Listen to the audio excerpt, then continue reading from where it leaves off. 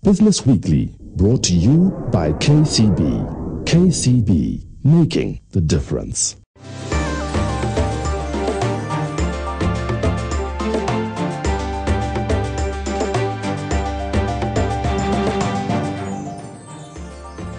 Ahead on this week's edition, the buzz that is social media and what opportunities this presents for businesses. We also feature an entrepreneur who's offering alternative lighting solutions, protecting families from the hazards associated with kerosene, as well as soaring costs. We'll also respond to your questions and have a tip on where to put your money. Well, good evening and welcome to this edition of KTN Business Weekly. I'm Michael Oyer. Please do remember that you can send in your questions or comments to the SMS number 8041 or email address ktnbizweekly@standardmedia.co.ke, and it could be your question that we pick next to have an expert make response to here on the show.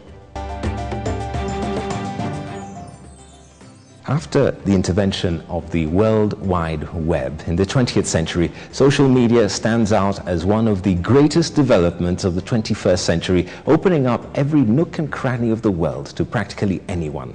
While at the onset, this may feel like an invasion of privacy, having broken down walls and borders, social media has significantly transformed human interaction and the way the world does business. Our first feature looks at the role of the internet and social media and what firms risk by ignoring the growing fad. 10 years ago, still fresh from college, Segeni Ng'ethe saw a business opportunity in cutting out the frustrations faced by Kenyans in the diaspora while delivering products or paying for services for their friends and family in Kenya. The process was long and tedious and often marred by cases of mistrust and dishonesty that made delivery of gestures of love to loved ones a risky affair. Without much capital but armed with a good idea, Segeni had identified a cost-effective and efficient infrastructure on which he will build his business, the internet. 10 years later, he's proud of the decision he made and his business has grown substantially. We're a small business. In a month we do about 1,000 transactions in a month. That's driven by customers who are abroad. MamaMikes.com is just setting up to offer its services to residents of Nairobi first before spreading to the rest of the country, noting that internet growth in Kenya has offered a whole new opportunity for business growth, complemented by penetration of mobile phones. We offer our services primarily through our website, so that's the first starting point. You go there to choose what you want, to tell us where it is delivered to see the price, and to make the payment. We also take orders through phone call. You can also call and say, I'm so and so, this is what I want to order, I'm going to pay, so it can also be done through that interaction. But Mama Mikes is only one of relatively new companies that have leaped into the big league by exploiting the potential presented by the internet. In fact, information technology has been earmarked among pillars towards the country's leap to middle income status by the year 2030, owing to the opportunities it presents. At the Innovation Hub, or simply iHub on Ngong Road, young students are facilitated to develop applications to offer solutions in the modern world, and one thing that is emerging as far as pushing their business is social media. Our marketing is mostly done online. Once I was convinced that the best way to market an online business is online. That's my philosophy of approach. So we use our emails, we advertise on websites like The Standard, we also do Facebook marketing and Twitter. The beauty about social media is that it's personal, right? So all our social media platforms allow different individuals to be personable with us, right? As an organization, as the MLab. So people can see, say, a tweet that we sent or a Facebook post that we did, and they can contribute in their own voice, in their own person, as opposed to having their voices drowned out by say, the larger stakeholders. A recent survey by the Kenya Information and Communication Technology Board reported that Kenya has 10.1 million internet users, while the rate of penetration is placed at 25% of the population. The number of internet subscriptions is 4.7 million, but only 6.3% of homes have a computer. However, the total number of mobile subscriptions is above 24 million, and developers at iHub said that the numbers alone offer vivid proof about the potential in information and communication technology, especially now that the internet and mobile phones have been converged. M-Pesa has, 17 million users? Is that the number? Okay. Internet penetration is, I think, only at 4 million. So you can see there are still many million people who are still there who have yet to access getting onto the internet. So in terms of, is this going to grow? The answer is yes. In what direction? Now that's what now we have yet to see. You see, the problem with trends is that everybody all of a sudden wants to be where everybody is. And by doing so, some companies do not actually strategize and actually plan on how they're going to get to that point. So you find that people, for instance, get into social media, but they don't know what to do. So they create, for instance, a fan page on Facebook. Then the fan page remains unattended for the next 2 months. See, that won't work for you. The same report by the ICT board indicated that Kenya was a regional hub for internet growth and businesses should take advantage of this to grow. Some of the companies that we looked at are actually using social media effectively. Yeah, they've used social media especially for their customer service departments, where they're actually engaging directly with their customers on a day-to-day process. And some of them are actually using social media to promote their activities, to promote their products. So we're seeing a lot of that. And you see, social media for Kenya, Kenya is actually ranked among the biggest social media countries within Africa. The initial big challenges, specifically for local e-commerce, were just access to internet and ways to make payments. Those were the biggest ones, because if people could never go online, then what's the point of being online for an audience that is never there? And the second thing was, okay, now that I'm there and I've seen something I want, how do I pay for it? How do I get it? So now that's where we are now. Payment solutions exist, okay? So the third thing that is there that has yet to happen is just a cultural change, where people are able to see, okay, this thing inaweza kunisaidia. I've seen the way it looks, seen how it works. So it's a cultural change, people changing how they usually do their functions every day to seeing it's easier done through this new platform. While social media and the internet offers a good interaction and publicity tool, a transaction that can be completed online offers more convenience to a consumer, introducing the security risk rampant with new media. We get attempts every day, so just trials. People always just trying to see whether they have stolen a credit card from somewhere, they now see whether it can be used on our website. So every day there are attempts, so out of 10 orders, maybe 2, so about 20% of our orders tend to be fraudulent, something of the sort. Cybercrime happens like every day. It may not be to the level where people are losing money right now, but just simple, embarrassing defacements happen like every day. I think M-Pesa is an innovation in many ways more than one. Because if you compare M-Pesa as a payment method on the internet versus credit card, any day you want M-Pesa. Because by the time somebody has figured a way to pay money, they have to have physical access to your phone, right? A credit card, all you need to do is just get my details. And that can be mined from anywhere, then I can use it anyhow. But the phone, I have to physically start the transaction physically using somebody's phone. To play effectively in the online arena, companies then must invest in secure systems and technologies that respond to consumer needs. Some companies are actually spending almost about 20% of gross turnover on investing into IT. In the end, it appears it is companies that will embrace and learn how to use tools presented by the new media to their advantage that will survive in the current business environment. Time for a break now, but when we return, we feature the Biosal Group. That's providing a fuel from locally available castor oil seeds and offering a clean and affordable source of fuel. That, your question answered, and the Investor's Diary when we return. Stay with KTN Business Weekly.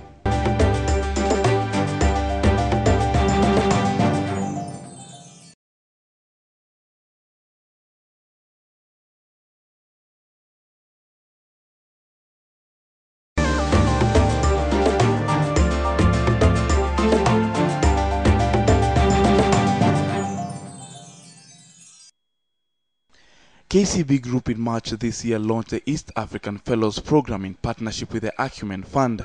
The initiative aimed at identifying and further developing social leadership in some of East Africa's top innovators, so the selection in July of the inaugural class of 19 fellows into a year-long training program.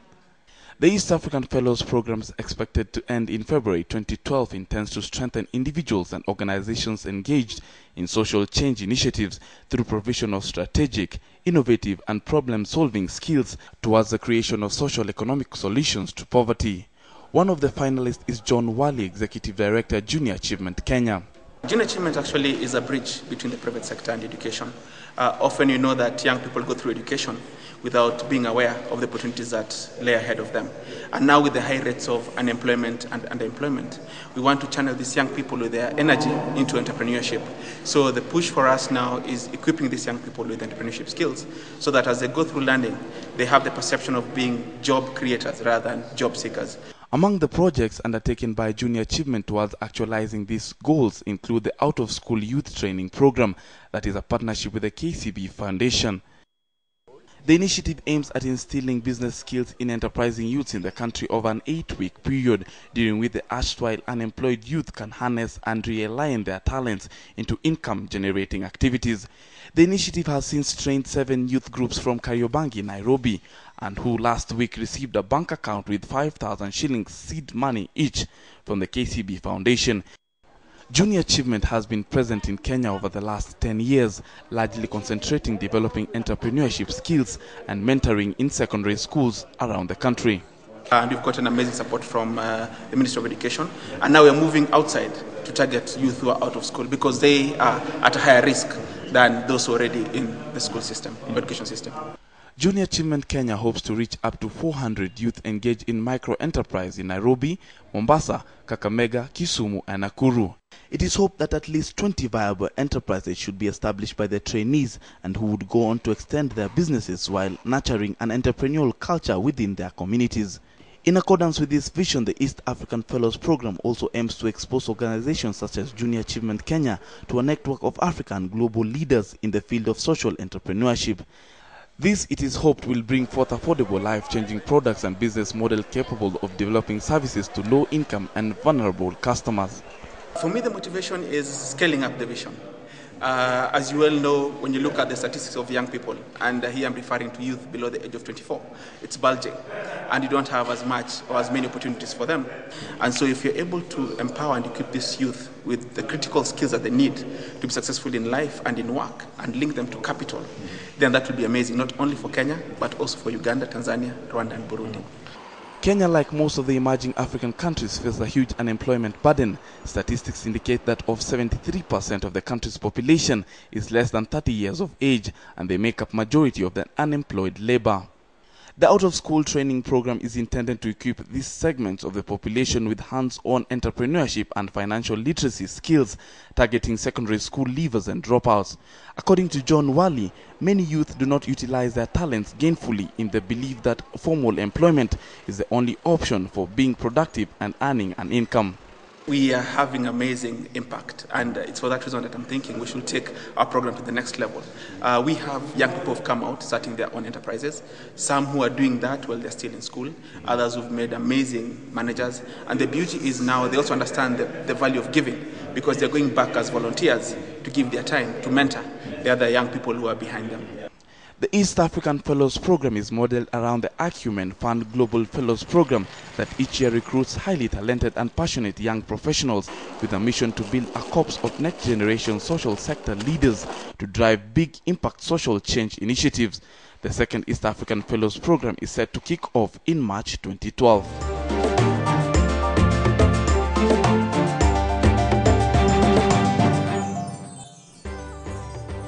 Headline fuel costs have been a constant headache to many Kenyans who continue to grapple with the high cost of living. For most Kenyans, kerosene has been the preferred fuel due to its affordability compared to other energy sources, albeit its effects on the environment and many users have suffered fires as a result has been seen in many slums in the city. Biosol Group, an indigenous enterprise, seeks to create an awareness of the opportunities that lie in the use of biofuels as alternative sources of energy and a possible source of livelihood for rural Kenyans and the urban poor. Business organizations at the bottom of the pyramid, in order for them to be able to produce adequate inputs for us. Today, the Kenyan economy, the mainstay of that economy is tea and coffee. But tea and coffee models changed way back. We need to link in the new methodology for making money for our communities, and energy is the place to be. So far, Biosol castor oil and croton seed, locally known as Mokindori, have been tested and approved. Castor seed, for example, takes only 4 months to mature and can be intercropped with ordinary food crops such as beans. This is one means where energy agriculture is going to lead to better, improved food security. After the seeds have been harvested, they are then crushed and taken through a refinery process that takes about an hour and a half. We will put the oil through our patented refining process, adding up with Storinium. And basically, it takes about 1.5 hours for this to happen. So technically, you can harvest your crop in the morning and come back for your oil in the evening. The fuel produced from castor oil seeds is called Storinium and is non-flammable, making it safe for domestic use. See, it's actually non-flammable. Can't catch fire at all. In fact, it's a very good fire extinguisher. Due to Storinium's non-flammable nature, it has thus to be primed using methanol, using the ordinary atomization technique common in pressure lamps locally. That is a normal bicycle pump. Biosol has developed a burner that incorporates basic technology and the use of a bicycle pump that is then used to burn the fuel at temperatures as high as 700 degrees Celsius. This means the average cooking time is significantly reduced. With the numerous non-monetary benefits already proposed by the technology, I sought to find out if it makes any economic sense. Paraffin as an example. When you use paraffin, those households that use paraffin would use at least half a liter of paraffin per day, and that works out to about 1,500 shillings per month. Using Storine, because of its high energy content, because of the high efficiency of the appliances that we use in terms of its combustion, you use only 5 liters at a total cost of between 800 and 1,000, saving about 50% of your energy needs. Upon the installation of a burner that goes for about 20,000 shillings or a boiler that goes for 300,000 Kenya shillings, a learning institutions can greatly reduce its fuel cost. For a school of about 500 children, an appliance that we sell for 300,000 shillings, the boiler which we sell for 300,000 shillings, using 1 liter of our fuel, which is going to cost the school 150 shillings, that is enough to heat water for the whole school for the whole day. The fuel burns at high temperatures and ensures complete combustion, making the fuel smokeless and non-poisonous as there is no monoxide production. Biosol has also incorporated mosquito repellent formulas in their burners as it targets communities living in malaria-prone areas. So domestic level for a couple of reasons. One of them is safety and security. Do you know the number of fires that are caused by paraffin in this country are actually untold? The damage that that particular fuel causes our communities are untold, to the extent that Kenya has decided to become paraffin-free in 19 years, as announced by the Prime Minister on several occasions. It was while running a construction company in South Africa and in his search for renewable energy that the mathematics and chemistry graduate and founder of Biosol Group stumbled upon the technology. He proceeded to patent it in the year 2009 before returning to Kenya in the same year to implement it. And with Kenya set to be kerosene-free by the year 2020, biofuels could just be the silver bullet in fixing the country's fuel problems. Boni Tunya for KTN Business Weekly. In the market report, the 91-day Treasury bill is attracting interest at the rate of 16.20% from 15.99% last week, while the 182-day and 364-day papers are pegged at 15.73 and 16.61% respectively. The average bank lending rate, as at the end of September, stood at higher 14.79%, while the average bank savings rate at the end of the same period dropped to 1.34%. Average overnight interbank lending rates were pegged at 29.5% towards the end of last week and are seen as a single major contributor to the strengthening of the shilling against the world majors, as has been experienced. At the Nairobi Stock Exchange, there are 5 stocks currently trading with dividends, with yields ranging from 0.57% at Kenya Power to 6.52% at Unga. Other stocks that will will give you a dividend if you bought before books close on the shown dates are City Trust, KenGen, and East African Portland Cement Company. On your question answered tonight, a viewer who does not say where they're watching from asks, what are the basic factors behind the gaining of the shilling to the dollar? Thanks a lot for the question. I think the shilling has done a 6% gain against the dollar for the last 1 week. I think this is principally because it's more coined in the prevailing liquidity stress, because you realize that the central bank last month in their meeting, they hiked the CBR. And one of the things that they're doing was to squeeze liquidity out of banks so that they can actually eventually get to square off their forex positions in the market, offload them literally. And we've seen the very part of the first half of this week, they've been coming out to sell the dollar position because they're quite kind of squeezed. Interbank 30%, I think that's too expensive for them. So they're trying to diversify the avenues for getting cash for their day-to-day needs, their liquidity obligations. That's just one. One of the things, as a second thing is, we've seen, I mean, there's some from certain quarters that the unofficial forex inflow in the market has actually risen. I mean, unofficial, these are not passing through the CPK system. So it's kind of propped up the dollar position in the market. So it's one of those for the factors that contribute the shilling's gain versus the dollar. And then, of course, also this debt sailing, lack of a debt selling deal in the US political circle has also excited the dollar. It has triggered the downward devaluation of the dollar in the global markets. So the dollar actually depreciated, weakened against a basket of global currencies. So this is some of the things that have contributed the shilling's strength against the dollar. And I think going forward, there's still more headroom for the shilling to gain against the dollar. Yeah. That's all we had time for this Wednesday. Let's do it again next week. Remember that you can send in your comments or questions to the email address ktnbizweekly@standardmedia.co.ke, or send a text message to 8041, that's 8041. From myself and the entire KTN Business Weekly team, thank you for watching. I'm Michael Oyer. Good night.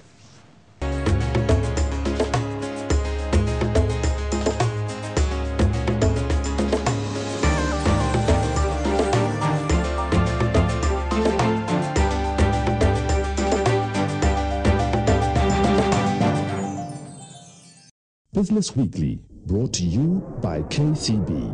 KCB, making the difference.